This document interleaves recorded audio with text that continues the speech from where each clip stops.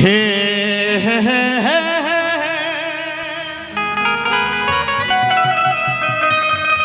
ला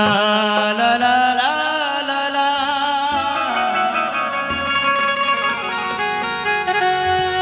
हे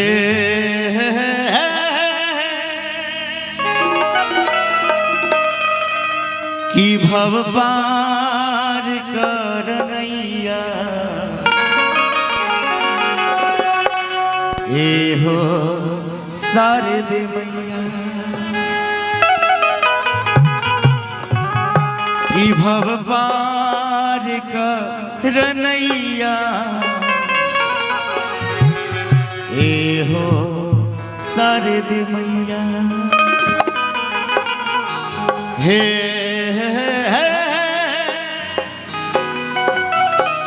ला ला ला ला ला ला हे साउंड वाला भैया थोड़ा सा रिवर्ब राखे। एक भक्त माई के दरबार में जाके हाजिरी लगावत है भैया।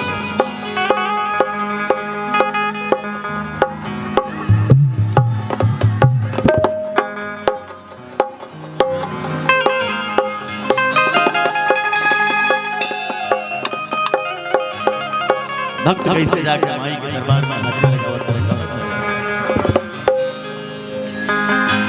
कि हाथ जोड़ी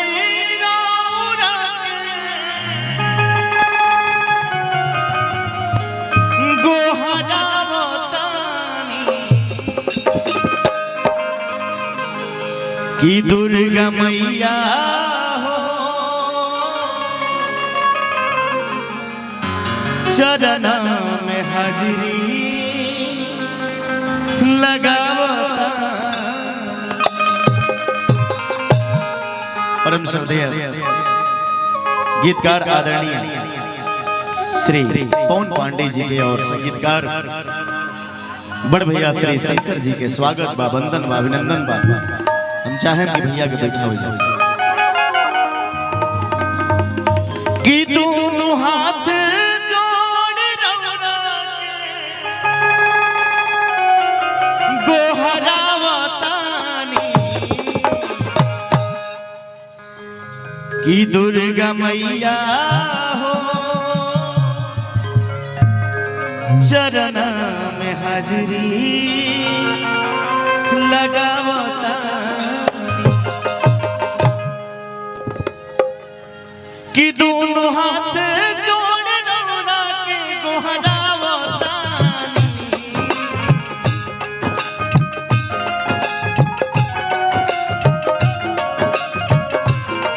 दोनों हाथ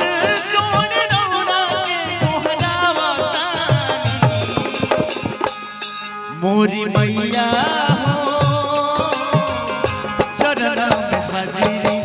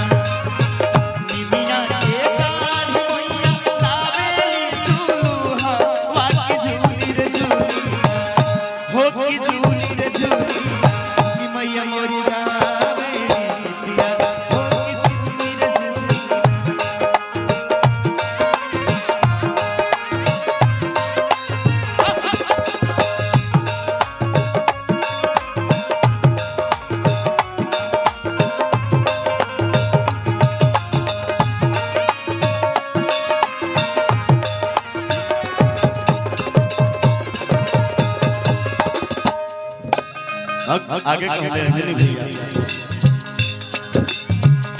माइयों के माई हो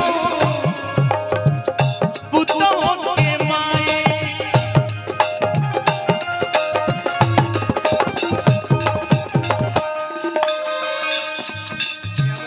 माइयों के माई हो पुतों के माई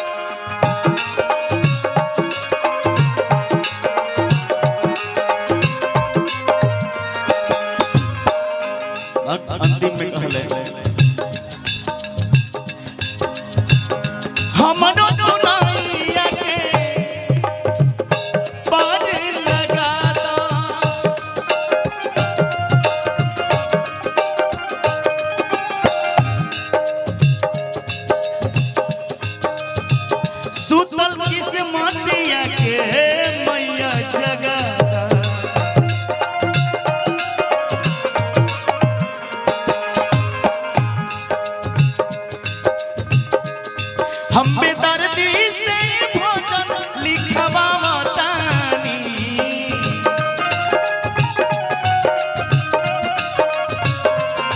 हम पवन जी से भजन गवावतानी